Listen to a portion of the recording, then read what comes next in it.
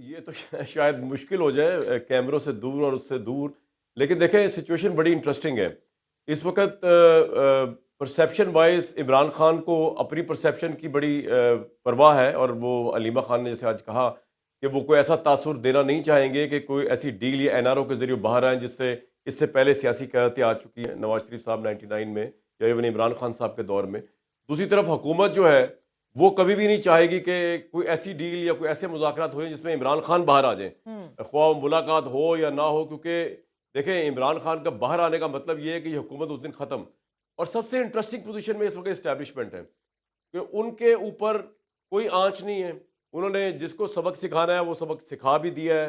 हो सकता है सबक सिखा चुके हों, उनका चेंज ऑफ हार्ट हो चुका हो, मुझे इस बारे में न्यूज़ नहीं, मैं बस तज़किया कर रहा हूँ सिर्फ।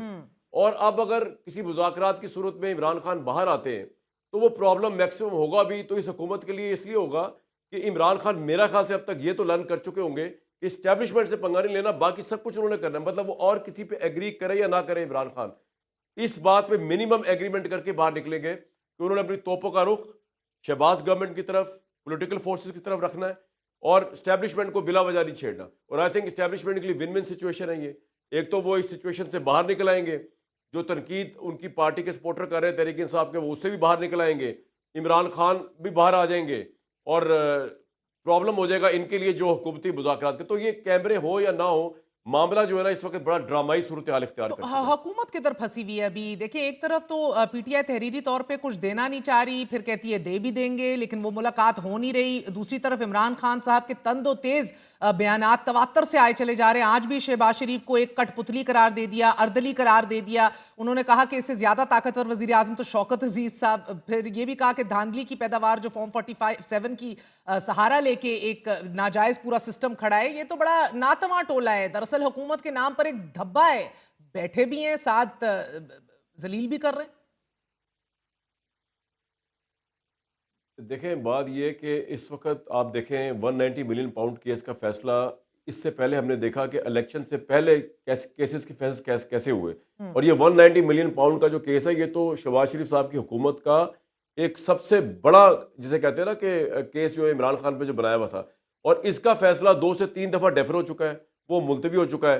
अब कोई माने या ना माने, उसका वजह बाय ऑल मीन्स ये मुज़ाकरात है। तो जैसे मैंने आपको पहले बताया कि इस वक्त उनकी गवर्नमेंट अनडब्ड हो सकती है। मेरे तज़्ज़िये में खबर कोई नहीं मेरे पास, मैं बिला वजह कह दूं जी इस्टेब्लिशमेंट का तो क्लियर मौक़िफ़ है। वो कह रहे हैं कि जनाब हम ना किसी डील में ना किसी ढील में, हुकूमत जाने और ये जाने, उनका ये कह देना ही उससे ये बहुत से लोगों को इंदिया मिलता है कि जनाब अब वो शायद इस मामले में इस तरह आगे नहीं जा रहे अनलेस के जहां पर रेड लाइन क्रॉस करें इमरान खान या कोई और इमरान खान, जहां तक मेरा आइडिया है, इतना तो लेसन लर्न कर ही गए होंगे कि जनाब उन्होंने जिस तरह आपने फरमाया अभी कि शहबाज हुकूमत को अर्दली कह रहे हैं, वो जो ये वो कहेंगे, इसके बगैर उसका चारा नहीं इमरान खान का, अदरवाइज तो वो पोलिटिकली फारिग हो जाएगा।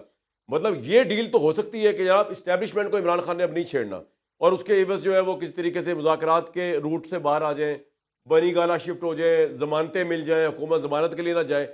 लेकिन शहबाज शरीफ की हुकूमत को वो स्पेयर नहीं करेंगे, वो बाहर आएंगे और वो लोगों को इस्टेब्लिशमेंट से भुलाकर शहबाज शरीफ की तरफ लगा देंगे। तो लोग, वो डील का तासुर भी खत्म हो जाएगा कि इमरान खान ने कोई डील की है, क्योंकि जिनसे मुज़ाकरात करें अगर उनके ऊपर ही छक्के और अट्ठे मार रहे हैं वो, तो फिर आप ये तो नहीं कह सकते। और ये बुर्दबारी होगी, उनकी अक्लमंदी कहलाई जाएगी कि चलो अच्छा है भाई, अब इस्टेब्लिशमेंट की जान छोड़ी हुई है उन्होंने। इस्टेब्लिशमेंट वैसे भी और बड़ी चीज़ों में फंसी हुई है, उनको चाहिए नहीं कि वो चाहते नहीं कि उनके साथ पॉलिटिकल इस तरह की कोई कन्फ्रंटेशन चले या कोई इस तरह के मामला चले। उनके लिए भी अच्छा है, मुल्क के लिए भी अच्छा है, और इस्टेब्लिशमेंट के लिए, इमरान खान सब के लिए अच्छा हो जाएगा ये। मगर अब दूसरी बार मौखर कर दिया गया है फैसला, और अहम तरीन जराये ये बता रहे हैं कि 190 मिलियन का फैसला तब तक शायद नहीं आएगा जब तक इस्लामाबाद हाईकोर्ट में मजीद जजेस की तैनाती को यकीनी नहीं बनाया जा सकता। लेकिन तहरीक इंसाफ के आला ओहदेदारान बड़ा खुल के ऑफ द रिकॉर्ड ये कह रहे हैं कि अब इस फैसले से पता लगेगा कि हम कितने पानी में। अगर बुशरा बीबी को सजा नहीं दी जाएगी देन ऑल इज वेल। फिर हमारे लिए ये मुस्बत मैसेजिंग है। देखें इसलिए तो अब फैसला हो गया आगे, वरना अगर आज फैसला आ चुका होता तो आप और मैं तजिया ये कर रहे होते कि जनाब फैसला ये आया है, किसको सजा हुई किसको जजा हुई, कौन छूट गया कौन रिहा हो गया, हम ये एनालिसिस कर पाते कि जनाब हवाओं का रुख किस तरफ चल रहा है। लेकिन वो फैसला आ ही नहीं सका, तो उससे एक इंडिकेशन तो मिल रहा है कि मामला डिले पे चल रहा है और इन मुज़ाकरात के साथ सारा मामला नथी हुआ हुआ है। दूसरा, आपने बड़ी इंपॉर्टेंट बात की हाई कोर्ट, इस्लामा हाई कोर्ट के जजेस की। आई थिंक वो 6 तारीख को उनकी तैनाती पेंडिंग थी, if I am not wrong, या 3 को नहीं थी। या 6 को नहीं, या होने वाली है। बिल्कुल आप ठीक कह रही हैं कि वो बड़ा इंटरेस्टिंग पॉइंट है कि क्योंकि ये फैसला अगर किसी के खिलाफ, इमरान के खिलाफ भी आ जाए, तो बेल का मामला या इसको जो चैलेंज किया जा रहा है वो होना है इस्लामाबाद हाई कोर्ट के अंदर। और इस्लामाबाद हाई कोर्ट के अंदर इस वक्त जो 8 जजेस की पोजीशन है वो तो हम जानते हैं, जिन्होंने लेटर लिख लिख के काजी फाइसा को जो बताया। तो अब जो नए इंडक्ट होंगे उससे बिल्कुल ये एक अहम एलिमेंट है कि इस वजह से भी हो सकता है कि वो मामला आगे जा रहा हो, लेकिन ये वजह ये भी हो सकती है कि मुज़ाकरात चल रहे हैं। तो it is a very interesting case जो हम आगे आइंदा आके देखेंगे कि इस्लामाबाद हाई कोर्ट में जज की तैनाती कैसे होती है, फिर अल-कादिर ट्रस्ट का फैसला क्या आता है, क्या उससे पहले मुज़ाकरात कामयाब हो जाते हैं, इमरान खान के लिए राह हमवार हो जाती है, और कामयाब नहीं होते, अल-कादिर ट्रस्ट का फैसला इमरान खान के खिलाफ आ जाता है, तो उसके बाद इस्लामाबाद हाई कोर्ट किस तरह बिहेव करता है। ये तमाम चीज़ें बड़ी इंटरेस्टिंग है। और कामरान, अल-कादिर ट्रस्ट का फैसला तो बकौल इमरान खान सिर्फ और सिर्फ पिछले केसेस की तरह उन पर दबाव डालने के लिए लटकाया जा रहा है। क्या आपको वाकई लगता है ये दबाव के लिए लटकाया जा रहा है और इसका डायरेक्टली जो है वो डायलॉग और मुज़ाकरात के पूरे अमल से वाबस्तगी है इसकी? देखिए मेहर, पाकिस्तान में जितने सियासी मुकदमात बनते हैं, इमरान खान ने तो खैर वर्ल्ड रिकॉर्ड बना दिया ना, 160 से ऊपर मुकदमे इनके ऊपर हैं।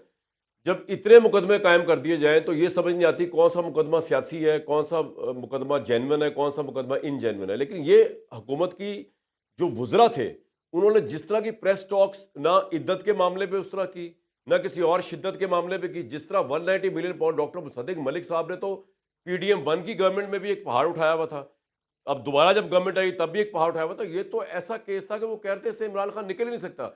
अगर इमरान खान झूठ बोल रहा है और हो सकता है वो गलत बयानी कर रहे हो, कोई केस उनका है, तो वो तो नहीं मानेंगे अगर उन्होंने कोई गलत काम किया है। अदरवाइज जो हमारे सामने शवाहिद है उनमें एक बड़ा स्ट्रॉन्ग केस बनता है 190 मिलियन पाउंड का। लेकिन अगेन इट्स सब्जेक्ट टू के क्या साबित होता है, सामने क्या आता है।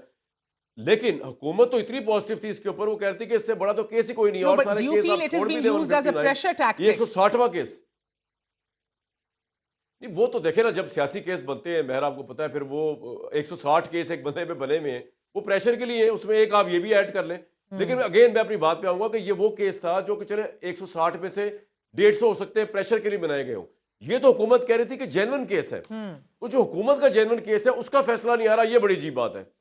आपको अजीब नहीं लग रही? मुझे तो बड़ी अजीब लग रही है ये बात। नहीं नहीं बिल्कुल, मगर इसकी इसकी टाइमिंग और बार बार इसका तवालत इख्तियार कर जाना, लेकिन उसके साथ साथ डायलॉग भी तो किसी एक स्टेबल उसके ऊपर नहीं गामजन हो रहा, और इतनी ज्यादा डिसइंटरेस्ट और लैक ऑफ ट्रस्ट है, इतनी बेतबारी है, यकीन दहानी मशकूक करार दी जा रही है हुकूमत की तरफ से इनकी यकीन दहानियां। मगर कामरान फरमाए दीजिएगा, क्या इस डायलॉग के पूरे अमल पे क्या मुक्तदर हल्के और हुकूमत सेम पेज पे हैं? क्योंकि आपने पहले फरमाया कि इमरान खान की रिहाई की तो गुंजाइश नहीं है अभी सिस्टम में, क्या अर्ली इलेक्शंस की गुंजाइश है? इमरान खान की रिहाई की गुंजाइश तो हो सकती है, अर्ली इलेक्शन की गुंजाइश नहीं है।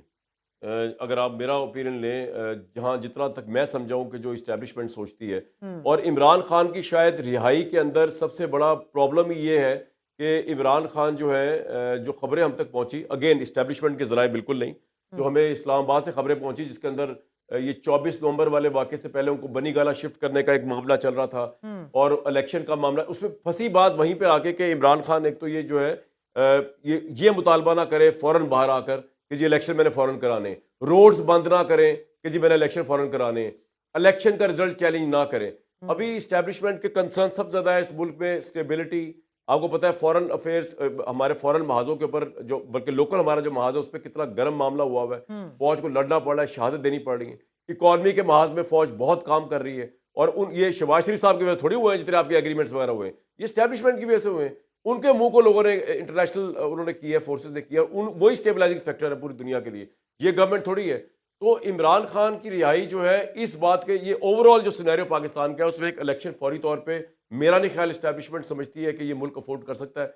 अगर मैं एनालिसिस करूं, सिर्फ अगेन न्यूज़ नहीं है ये, तो इस रिहाई तो इमरान खान की शायद किसी शराइत पे हो सकती है, फॉरेन इलेक्शन जो है की बुनियाद पे नहीं हो सकती कि अगर वो ये मुतालबा कोई मान ले। और आपको इसी महीने कोई मुस्बत पहलू